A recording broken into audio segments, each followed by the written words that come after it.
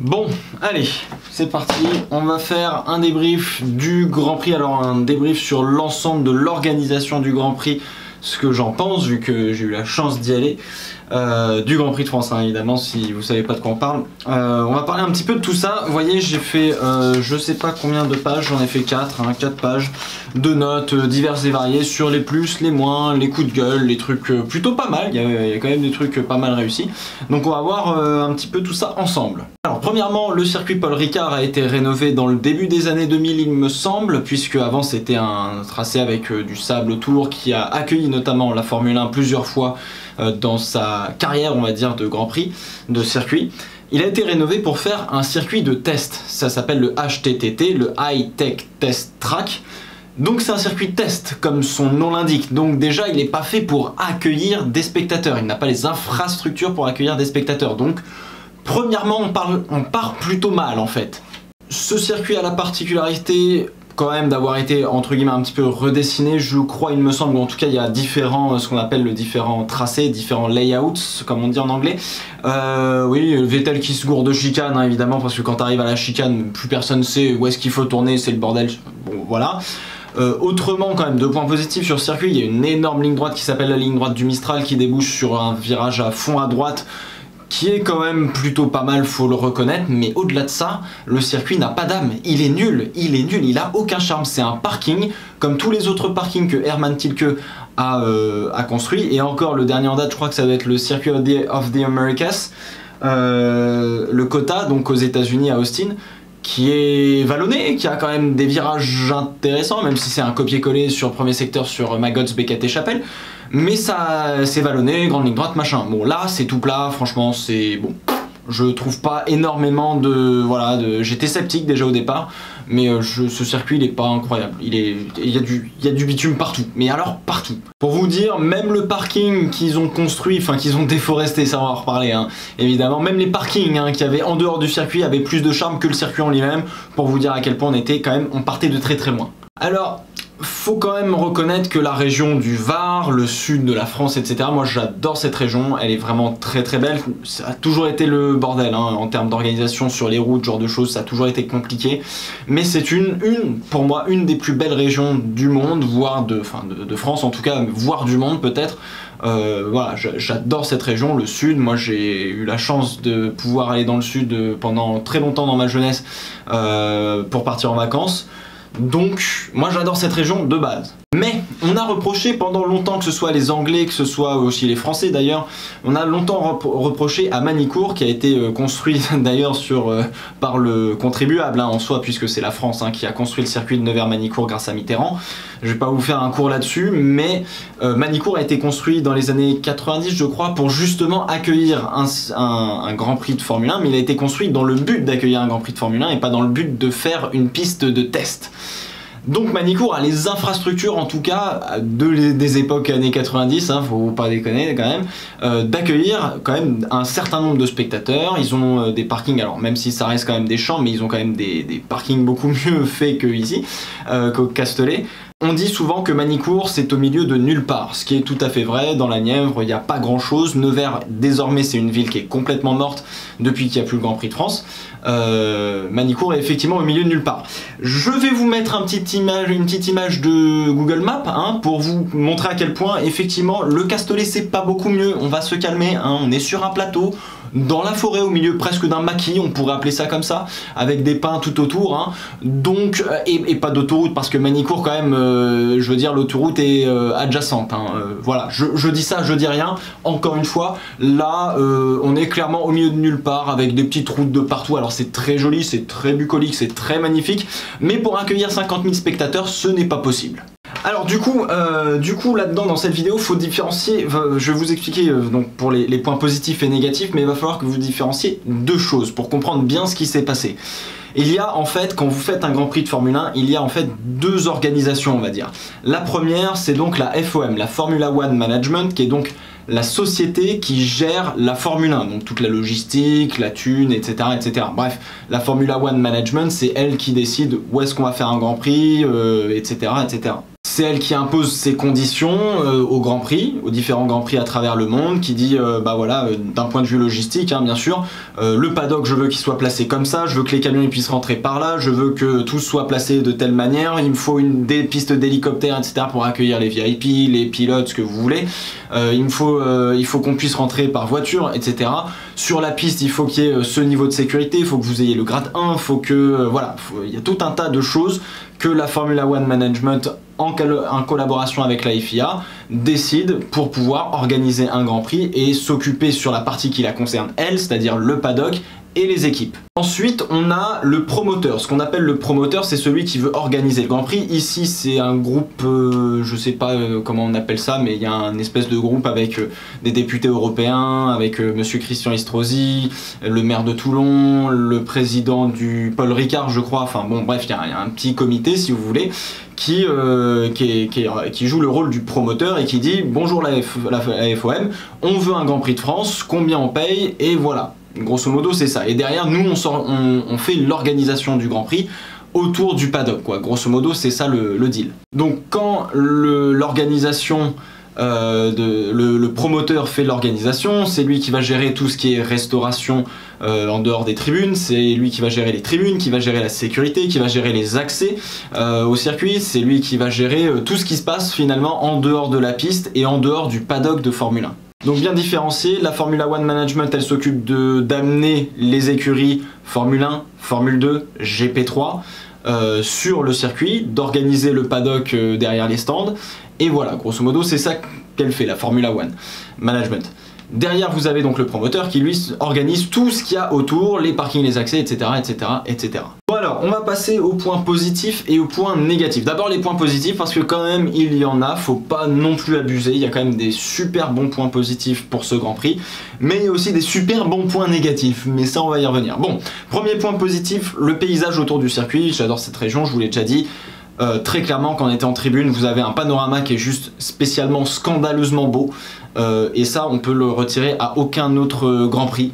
Très clairement il y a des Grands Prix où bah, vous avez strictement rien autour. Pour le coup Austin, Texas, et bah ouais c'est vallonné mais vous avez rien aux alentours. Là on a les petites collines, etc. Alors c'est pas les Alpilles parce que ça c'est plutôt du côté d'Avignon et de Arles, mais voilà on est dans le Var, dans une très très belle région avec un très beau paysage et ça c'est top. L'ambiance dans les tribunes, malgré la catastrophe de l'organisation, l'ambiance dans les tribunes est quand même super bonne, même si on n'a pas énormément, enfin on a quand même repéré que les gens généralement ne s'y connaissaient pas autant que ce que nous on s'y connaît entre guillemets avec tout le peu de savoir qu'on a. Évidemment on est des fans hardcore, moi ça fait 15 ans que j'adore ça, bon voilà.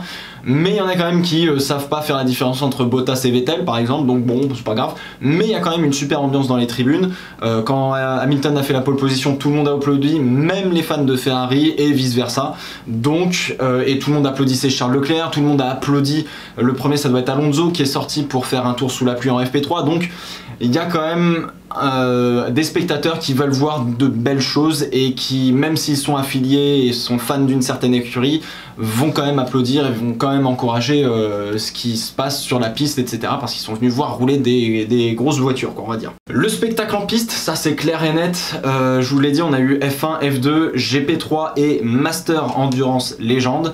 Là, on a fait rouler dans cette catégorie-là particulièrement, et ça a été vraiment super cool, et la super bonne surprise du week-end, c'est qu'on a fait rouler de la 908, de la Peugeot 908 qui a gagné Le Mans, la Audi R8 de 2005 qui a gagné Le Mans, on a fait rouler la Ferrari 333 SP, je crois, qui est avec un moteur V12 ahurissant qui cartonne les oreilles, qui juste kiffant à entendre.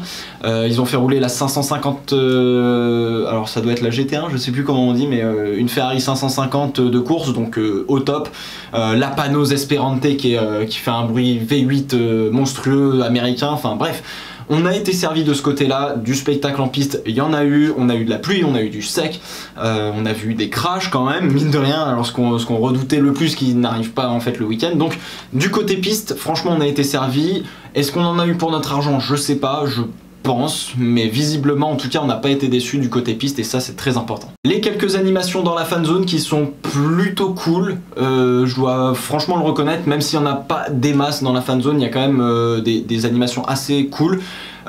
pour un public qui n'est pas ultra connaisseur ou ultra fan hardcore, on va dire.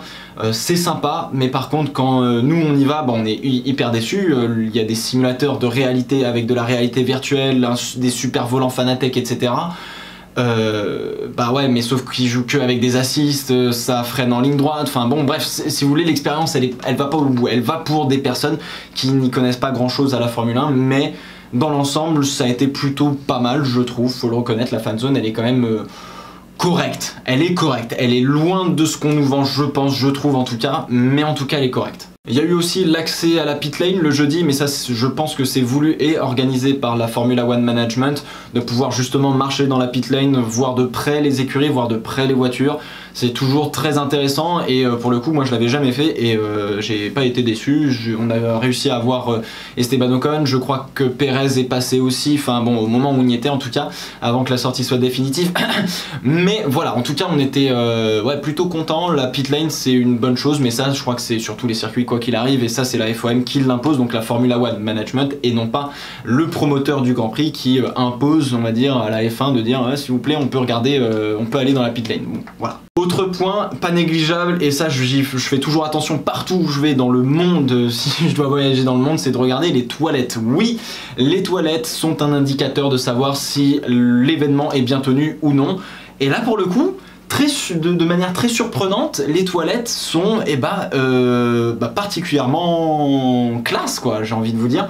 Alors certes il y en avait pas, ils étaient très mal indiqués les toilettes, mais dans l'ensemble en tout cas j'ai envie de vous dire que c'était propre.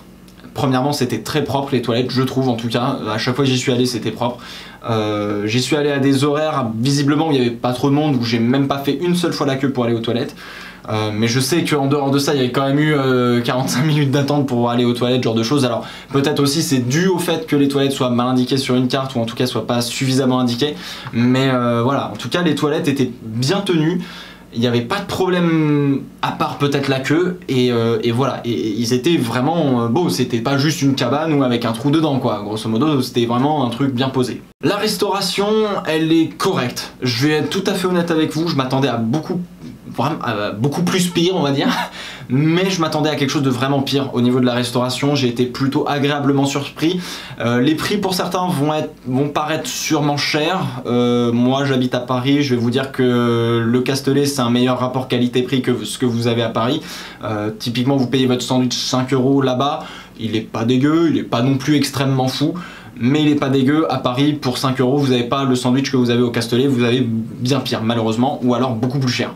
Donc non, la restauration pour moi reste sur un rapport qualité-prix plutôt correct. Je peux comprendre que tout le monde n'a pas forcément les mêmes budgets, c'est normal, et que pour certains ça paraisse peut-être très cher pour ce que c'est. La gentillesse des intérimaires, parce que oui, toutes les personnes qui sont en fait autour du circuit et qui sont en charge de tout ce qui est logistique, donc de valider les billets, de vous orienter sur les toilettes par exemple, ou dans telle et telle tribune, voilà. Toutes ces personnes-là sont, je crois, normalement des intérimaires, donc qui sont payés un petit peu au lance-pierre, on va dire. On en a parlé avec certains d'entre eux, qui nous ont avoué que l'organisation était complètement ratée, et que même eux, si vous voulez, ils avaient des instructions qui se contredisaient sur un même papier, noir sur blanc, hein, c'est véridique. Pour la plupart, ils ont été gentils. Encore une fois, je pars du postulat que si vous êtes gentil avec quelqu'un, il le sera plus ou moins en retour. Hein, ça arrive de tomber sur des cons, il y en a partout. Mais pour le coup, en tout cas, on a rencontré que des personnes plutôt gentilles. Voilà. Après, je sais qu'il y en a d'autres où c'était un petit peu plus la catastrophe, mais ça, on va y revenir. Et puis enfin, il y a une autre chose qui était plutôt sympathique, mais ça c'est encore une fois la Formula One Management je crois, c'est les interviews des pilotes, surtout des pilotes français en l'occurrence, dans la fan zone. Là c'est cool, on donne le micro à des gens dans l'assemblée on va dire, et Romain Grosjean a eu 2 questions d'un coup, ça a cartonné direct. La première c'était comment juges-tu ton début de saison catastrophique entre guillemets, tu vois, donc ok voilà, prends-toi ça dans la tronche. La deuxième, je crois, on était passé par là avec Hydro juste pour voir ce que ça donnait. La deuxième c'était où te vois-tu dans l'avenir, voilà, donc en gros tu te vois chez Ferrari, bah non mon pote. Ouais voilà, ça c'est des moments un peu cool où effectivement il y a une certaine proximité avec les pilotes. Les séances de dédicaces et d'autographes on n'a pas pu y participer participer pardon, parce que on est ressorti et qu'on ne pouvait pas rentrer, donc ça je vais en reparler évidemment, mais c'était un quart d'heure je crois, il y a une dame qui m'a donné un papier, no joke, hein, le papier il faisait ça, je rigole pas, tu vois, genre il faisait ma joue. Il faisait ma joue le papier pour dire à quel moment passait Force India, à quel moment passait Ferrari, à quel moment passait Mercedes, etc. etc. Grosso modo, c'était un quart d'heure par écurie, sachant qu'il y avait, je sais pas, 10 000 personnes à peu près le jeudi pour les séances de dédicace. MDR les gars, MDR, un quart d'heure, bien. Voilà pour les points positifs, il y en a quand même un certain nombre, même si c'est pas tout nickel, mais il y en a quand même un certain nombre, il faut le noter. Il y a quand même des bons points sur ce Grand Prix. Bon, on va pouvoir reprendre, hein, vu que je n'avais plus de batterie. Hein, c'est toujours un petit peu le désavantage. Les points négatifs du Grand Prix de France, on a vu les points positifs qui étaient relativement nombreux quand même s'il y a quelques petites nombres. Les points négatifs maintenant, parce que là, par contre, les gars, il y en a un petit peu plus. Alors, point négatif, le premier, évidemment, c'est l'accès au circuit. L'accès au circuit, ça, c'est une vraie connerie. Hein. On n'a pas arrêté, d'ailleurs, j'ai regardé un documentaire Sport Reporter sur Canal+, si vous connaissez, qui sont des documentaires super bien faits, qui avaient fait le tour des Grands Prix, des circuits et des Grands Prix de France qui avaient eu lieu. Et là où il disait que Manicourt, bah, c'était l'enfer pour sortir et pour rentrer dans le circuit. MDR si seulement il savait, mais MDR si seulement il savait à quel point c'était encore plus pourri au Paul Ricard. Non mais franchement, faut pas se foutre de la gueule du monde. Manicourt est desservi par l'autoroute. Certes, c'est une deux voies, hein, mais on n'est pas sur les petites routes nationales qui ont même pas la ligne blanche au milieu hein, pour arriver au circuit. Mais grosso modo, c'est ça. Donc, le Paul Ricard, l'accès au circuit, si vous voulez aller vous faire voir, hein, très clairement, ne crachez pas sur Manicourt. Clairement. Voilà, fermez votre gueule. J'ai récupéré les feuilles. Alors du coup oui, effectivement sur les accès il y en a 5 en tout qui peuvent arriver jusqu'au circuit Paul Ricard. Sur les 5 ils en ferment 2. Les 2 qui sont je crois visiblement réservés d'après ce que j'ai lu à la presse et aux VIP. J'ai vu Laurent Dupin dans les bouchons, j'ai vu Gaëtan Vigneron, commentateur pour la télé belge, dans les bouchons aussi. Je comprends pas bien alors du coup à quoi servent les 2 autres accès. Je sais qu'ils ont fermé un accès qui amenait directement à notre camping. On ne sait pas pourquoi, encore une fois, non, on va fermer des routes pour éviter les bouchons. Je trouvais le sens normal dans cette phrase, je ne sais pas. Autre chose, ils ont mis en place, alors sur le papier ça n'avait pas l'air si con que ça, mais il s'avère que c'est totalement con, puisqu'ils sont pas allés au bout de l'idée. En fait, ils ont mis autour du circuit, si vous voulez, il y a des routes, hein, évidemment, qui font le tour, pour accéder notamment au parking. Et ils ont eu la bonne idée de mettre ça dans un sens unique de circulation, donc c'est à dire que si tu arrives par là et que ta tribune elle est là, donc là tu as le circuit, on va faire avec le stylo. Voilà grosso modo à quoi, attends ça, fais le point s'il te plaît, voilà grosso modo à quoi ça ressemble.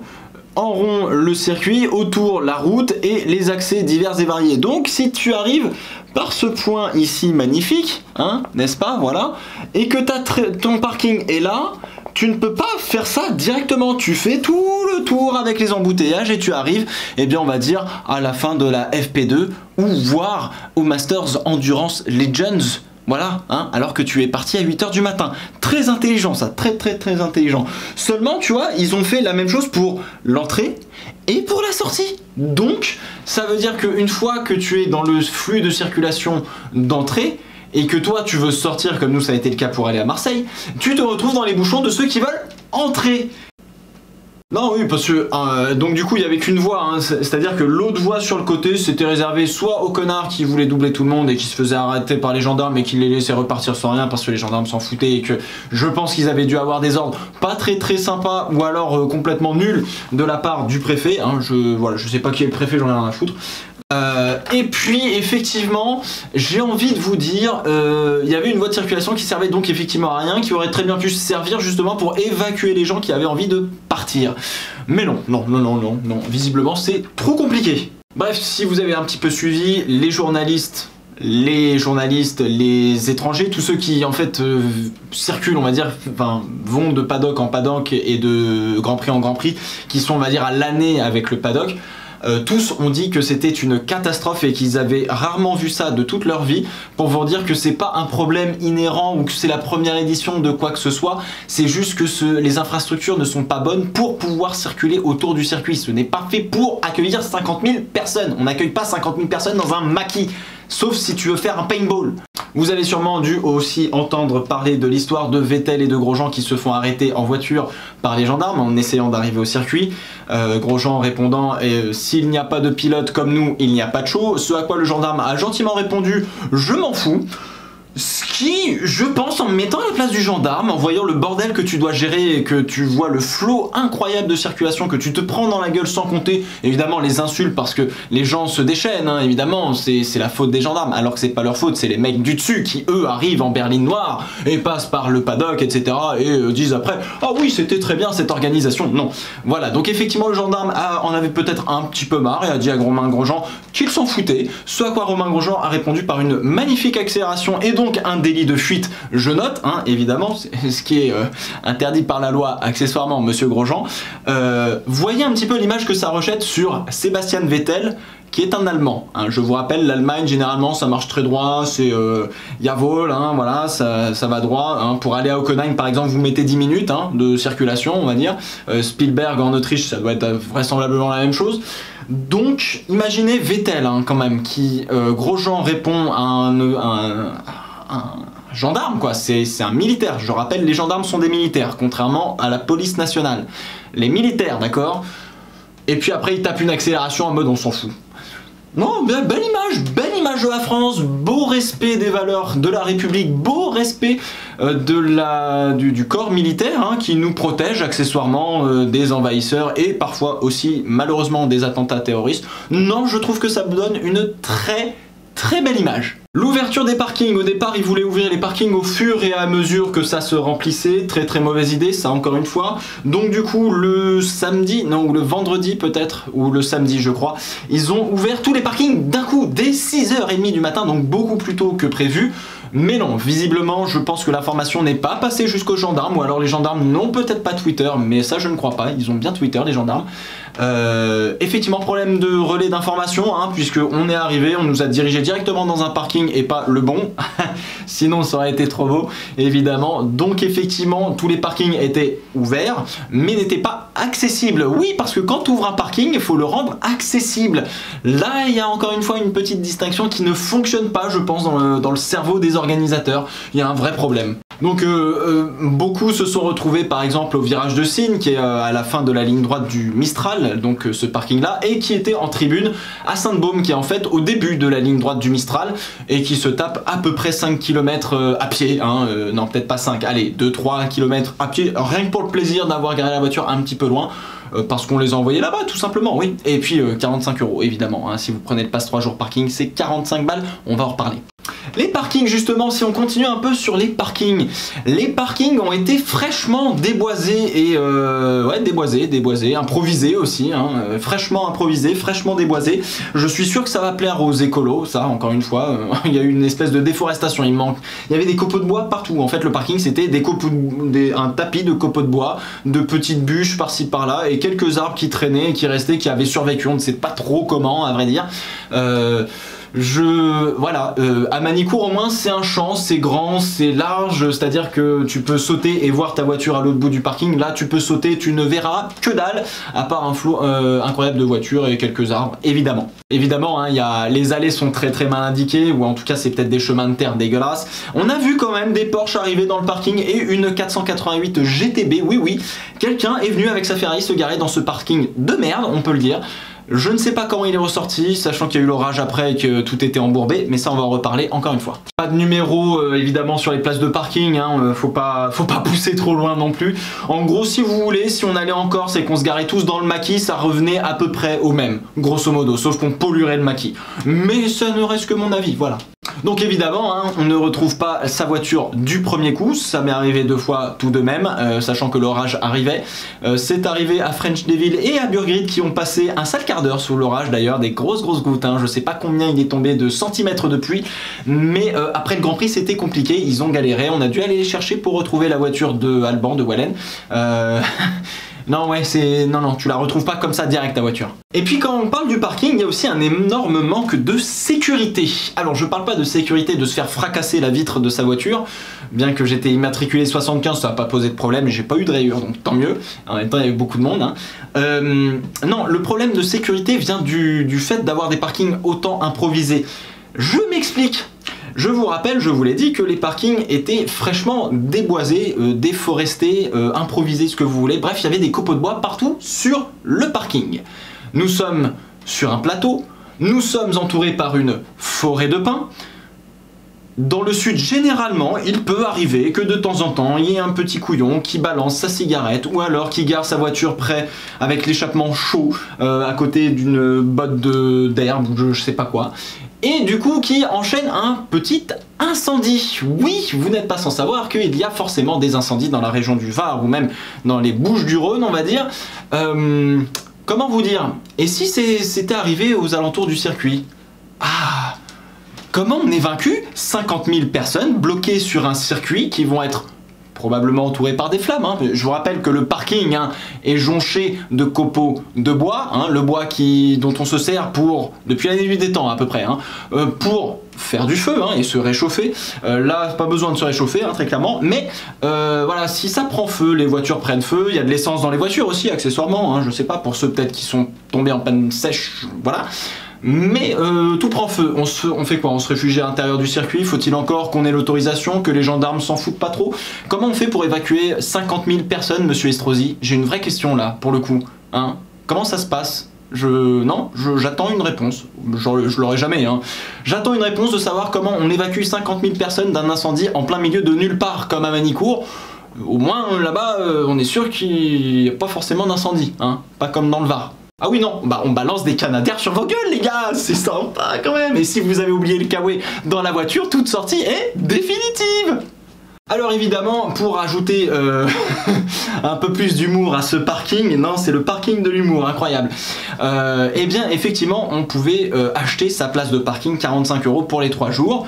Nous avons fait cela, c'est Burgrit qui a payé sa place et Wallen qui a payé aussi la place, grosso modo pour 2 voitures, on y allait à 2 voitures.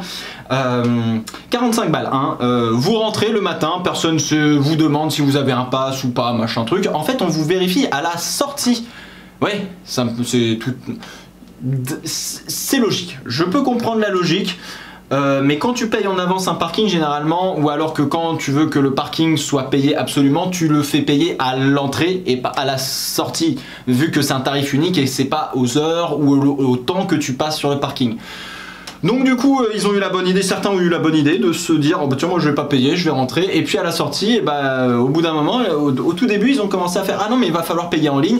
Très très bien, dans une région, dans ce point là à peu près de la France, n'est pas couverte par SFR ou Bouygues. Orange encore ça allait, donc fallait payer en ligne. MDR ils ont vite abandonné les trucs pour que le parking devienne gratuit. Donc ceux qui ont payé 45 € se sont fait enfler, encore une fois, on va demander le remboursement, mais évidemment, avec les magnifiques personnes, organisateurs, organisatrices même, de ce Grand Prix, on ne sera sûrement pas remboursé des 45 balles, ça s'appelle encore une fois du vol, très clairement, mais bon, c'est indépendant de leur volonté, comme d'habitude, voilà, super, bien joué les bras, non, bien joué, non, bien joué, alors, la suite. Toute sortie est définitive. Non, je pense que ça... Alors ça a été la phrase du week-end presque, avec Terrible, ça c'est plutôt un mot, mais toute sortie est donc définitive. Voilà, donc si vous passez le portique, vous avez payé 500 balles votre place, non, t'es gentil, tu rentres pas. Mention spéciale à l'agent de sécurité qui a fait une petite blague un petit peu raciste sur mon faciès. Heureusement j'ai de l'humour parce que le mec était chauve et venait du Nord. Pas de stéréotype, de stigmatisation évidemment.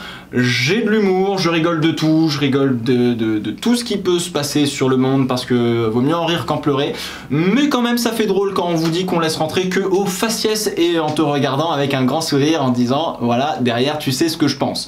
Bon très bien, pas de problème. La sortie est définitive donc que vous payez 500 € ou 2000 €, ça c'est encore une fois l'agent de sécurité qui nous le dit, que vous payez 500 € ou 2000 €, tu ne rentres pas mon garçon, voilà, donc tu t'es fait enfler.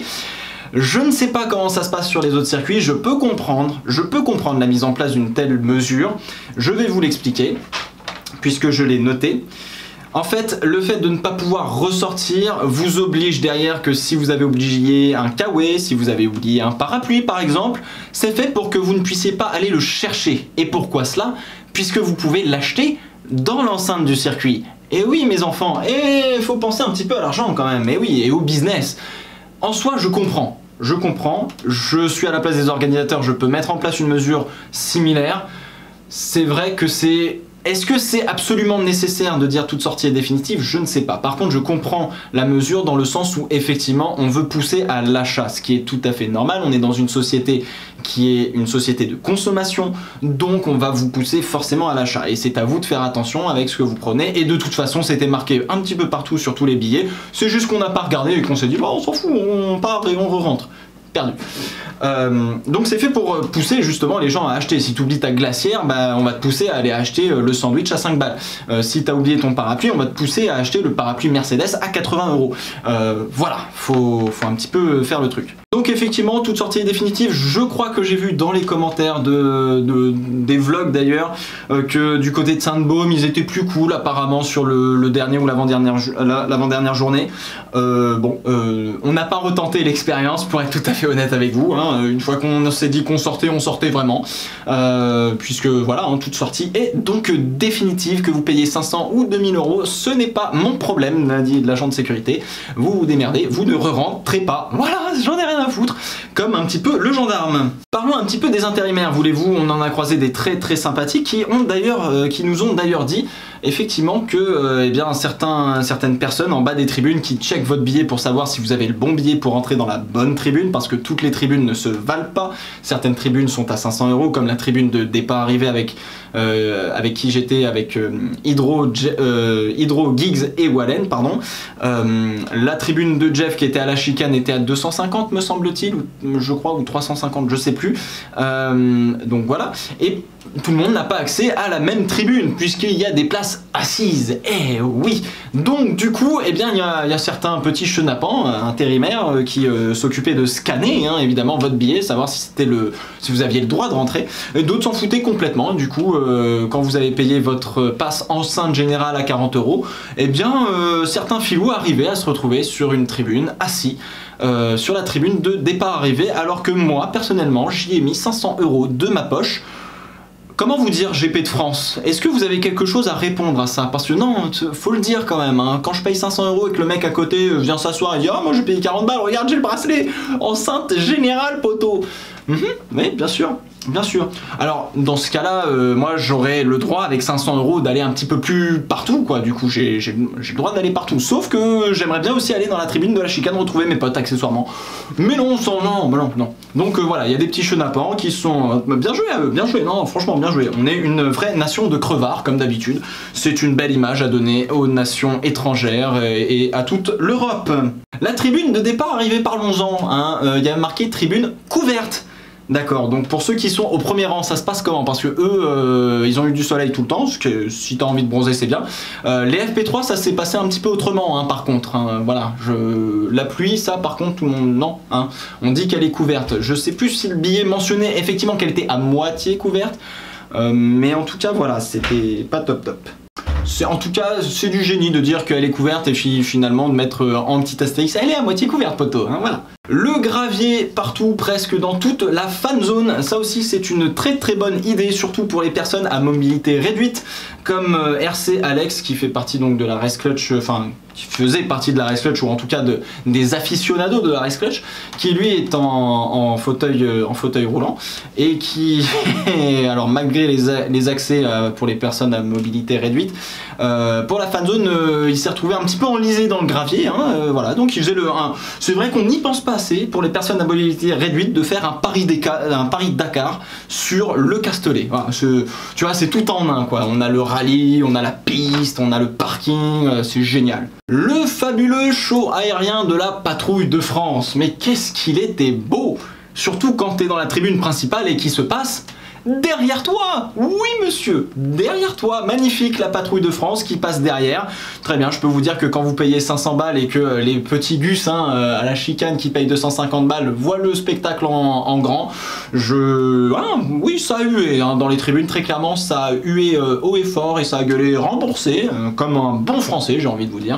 Donc on était plutôt pas mal là-dessus. Alors attention, hein, ça n'a pas hué la patrouille de France directement, ça a hué l'organisation. Hein, encore une fois, on sait ce qu'on eut et ne vous fiez pas aux apparences. Derrière, je sais évidemment que tous les shows aériens et notamment les acrobaties aériennes se font au-dessus d'un endroit où il n'y a rien, ou en tout cas il n'y a pas de personne physique, on va dire, dans un cas où il y ait un crash, puisque les avions se suivent quand même de relativement près, faut le reconnaître. Et donc du coup ça se passe là où il n'y a rien. C'est vrai que derrière, quand tu fais venir un mec sur un overboard à plus de, je pense, 40 mètres de hauteur à peu près, hein, qui est d'une stabilité incroyable d'ailleurs, cet overboard, hein, on sent que le mec il était comme ça, il était à deux doigts de se péter la gueule, tu vois. C'est vrai que c'est beaucoup moins dangereux de faire ça, parce que le overboard devient fou, il se plante dans une tribune, ça fait quand même un petit peu moins de morts, faut le reconnaître, que s'il y a deux avions qui viennent se planter directement sur une tribune. Non, faut le reconnaître, là il y a quand même un génie de sécurité qui a réfléchi à ça, c'est bien, non c'est bien, c'est bien. Alors par contre j'ai pas eu de problème de stock en termes de nourriture, ça je vous en ai déjà parlé, j'ai pas eu de problème de stock, hein. À chaque fois que je suis allé, chaque fois que j'ai fait une heure de queue pour avoir mon sandwich, je l'ai eu, assez étonnamment, je m'attendais à... il y avait encore tout le choix sur la carte, donc ça c'était quelque chose de fou. Je sais que ça n'a pas été le cas de tout le monde, hein. Encore une fois, bah oui, il faut se précipiter à 8 h du matin pour acheter 2 sandwichs pour le reste de la journée. Faites attention, les sandwichs ne se conservent pas, Hydro en a fait les frais, hein. Il était vraiment pas bien après la course puisqu'il a mangé un sandwich qui était plus froid, hein, depuis 8 h du matin, quand t'attends 10 heures à peu près avant de le manger, hors du frais et qui fait 24 degrés dehors, c'est sûr que le sandwich, eh ben, il prend un coup dans la gueule, hein. Bon, pour finir, parce que ça y est, on arrive à la fin, bon, pour finir, on a passé quand même plus de temps dans une voiture qu'à regarder des voitures passer sur une piste, hein, dans l'entièreté du week-end.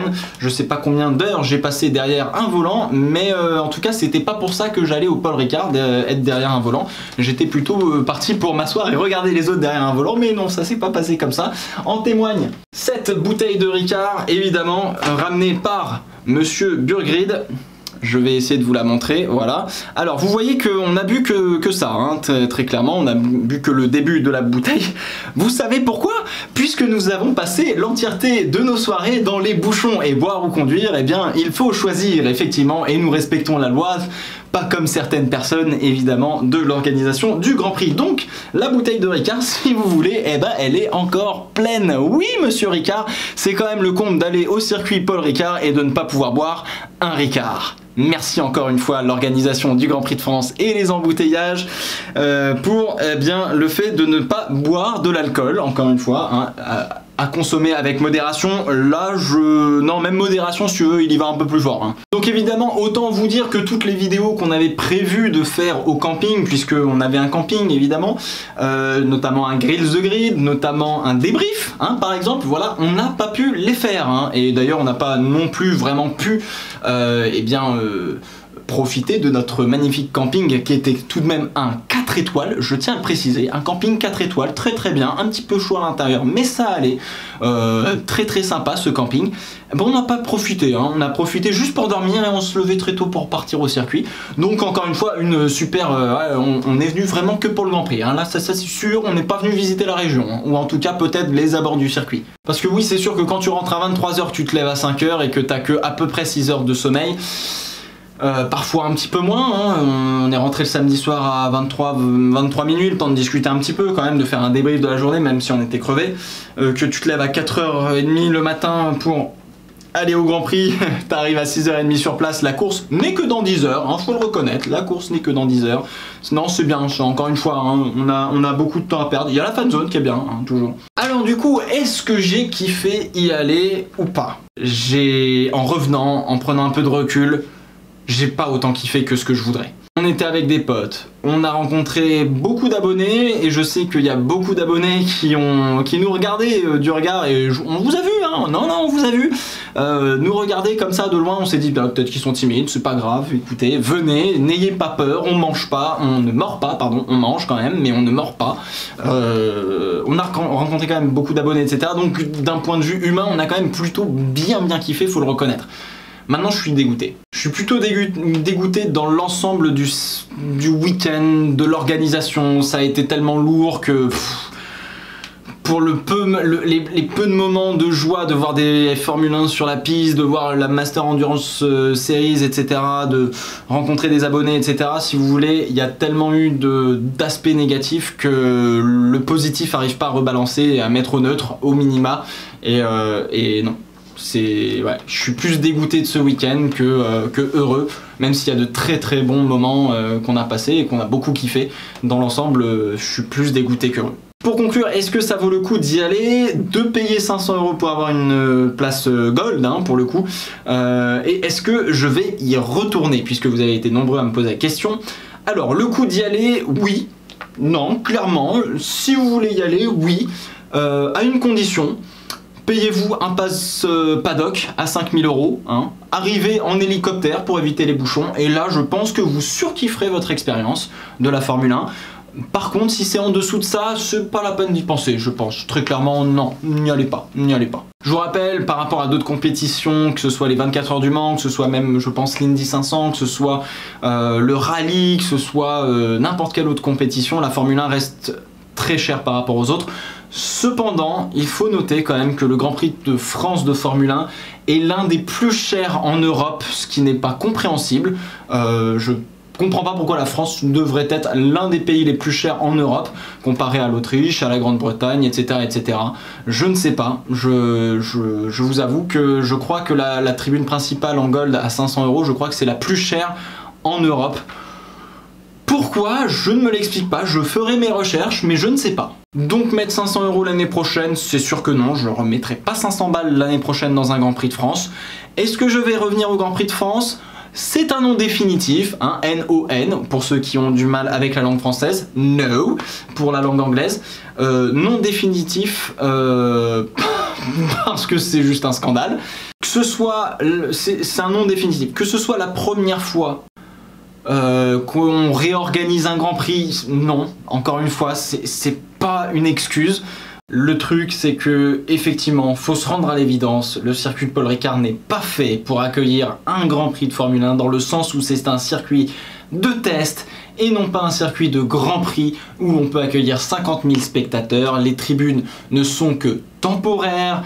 Bref, c'est pas fait pour accueillir 50 000 personnes. Du coup, je ne retournerai à aucune des 4 prochaines éditions du Grand Prix de France, qui se dérouleront toutes normalement au circuit Paul Ricard, ça c'est sûr et certain. Sur le simple motif que si on est capable de faire une organisation aussi mauvaise, alors qu'on sait depuis maintenant presque 2 ans, je crois, que le Grand Prix revient en France, hein, lol quoi, vous avez eu combien de temps pour vous préparer les gars? C'est juste pas possible. J'ai vraiment une honte profonde que mon pays puisse accueillir de telle manière des personnes étrangères.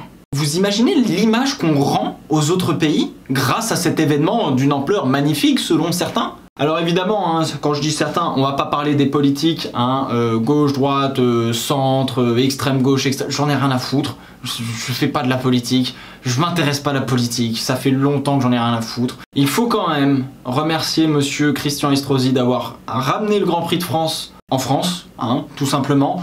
Par contre, si c'est pour faire de la merde comme ça, on était mieux sans, hein. On a tenu 10 ans sans un Grand Prix de France. Si c'est pour faire une merde pareille et du coup passer pour des connards aux yeux des étrangers, c'est juste pas la peine de le refaire, hein. Parce que pour monsieur Estrosi, si vous voulez, il y a 500 millions de spectateurs, hein, télé cumulés avec les spectateurs au Grand Prix. Sur les 500 millions, il y en a que 30 000 qui ont souffert. Donc c'est rien. C'est rien s'il y a 30 000 pecnos qui ont souffert dans un parking avec des gens qui faisaient des malaises où les secours pouvaient pas aller les chercher tellement il y avait des voitures qui étaient coincées. C'est pas grave s'ils ont souffert et que toutes les sorties étaient bloquées à cause du déluge qu'il y a eu et que ça a créé des sables mouvants, on va dire, pour s'enliser avec les voitures. C'est pas grave si les gendarmes sont restés jusqu'à 2 h du matin pour évacuer les voitures parce que eux n'ont pas de famille, ni d'enfants, ni de femmes, évidemment. Et puis un dimanche soir, mais tout le monde s'en fout, c'est pas grave. Le lundi matin, tout recommence tranquillement, évidemment. C'est pas grave qu'il y ait 30 000 spectateurs sur 500 millions qui aient souffert. Ce n'est pas grave. Parce qu'après tout, si on fait revenir le Grand Prix de France, c'est simplement pour la télé. si vous voulez organiser un Grand Prix de Formule 1 pour seulement les personnes qui sont dans le canapé, à ce moment-là, fermez une billetterie, parce que ça sert à rien qu'on fasse souffrir 30 000 spectateurs qui seront beaucoup mieux sur leur canapé à regarder Canal+ et les succulents commentaires de Julien Febvre et de Jacques Villeneuve. Pour finir d'ailleurs, le speaker du Paul Ricard, faut qu'il arrête sa carrière, très clairement, hein. Faut qu'il vraiment il arrête sa carrière parce qu'il est vraiment nul. Je sais pas si quelqu'un lui a dit, mais je te le dis, en tout cas si tu tombes sur cette vidéo mon pote, t'es nul, donc arrête. Merci, parce que là franchement on a passé, je pense sur les 3 jours où il y a eu la Formule 1 etc, 3 jours complètement nazes, hein, très clairement au niveau des commentaires, parce que ça allait du donc apparemment il semblerait que nos informations qui nous arrivent et qui nous parviennent des stands ferait état que, eh bien, Max Verstappen, ah non, je me suis trompé, c'est Romain Grosjean qui vient de, comment dirais-je, apparemment, donc, au virage 3, se cracher. Merci, mon pote. Merci beaucoup. Heureusement qu'il y avait les voitures qui couvraient quand même le son de ta voix, parce que là, j'en pouvais plus. Alors, je sais pas, apparemment, pour les politiques, le travail de politique se résume vraisemblablement dans les médias à jouer le rôle d'un troll. Alors, je sais pas s'ils sont au courant ce que c'est qu'un troll, mais visiblement, ils le font très très bien sans le savoir. Donc, bon, bah, bravo, hein, encore une fois. C'est peut-être pour ça qu'on élit les politiques, justement, pour avoir des trolls. Sinon, je ne vois pas à quoi... Je ne sais pas. Bref, sur ce, merci quand même d'avoir fait revenir le Grand Prix en France, c'est cool, hein. Mais ça sera sans moi la prochaine fois. Moi, j'irai tranquillement aux 24 heures du Mans, ce sera quand même beaucoup mieux et beaucoup moins cher accessoirement. Et si jamais je vous conseille d'aller à un Grand Prix, surtout pas celui de France, évidemment, allez préférer carrément un Grand Prix à Spa-Francorchamps, moins cher et beaucoup mieux, je pense. Préférez un Grand Prix à Monaco, peut-être pas beaucoup moins cher, peut-être même plus cher, mais beaucoup mieux encore une fois. Préférez un Grand Prix au Hungaroring, beaucoup moins cher pour le coup, et encore une fois peut-être mieux organisé. Préférez un Grand Prix en Autriche ou en Allemagne. Silverstone, je sais pas, je pense que c'est un petit peu la merde. Préférez un Grand Prix en Espagne aussi par exemple, c'est peut-être beaucoup mieux hein, d'une manière d'organisation, mais en tout cas si jamais vous devez aller sur un Grand Prix de Formule 1, n'allez pas au circuit du Castellet, parce que je suis allé à Manicourt en 2004, et ben je peux vous dire que si on me dit que Manicourt c'était la merde, le Castellet, je sais pas ce que c'est, très clairement. Sur ce, portez-vous bien. Ciao, ciao!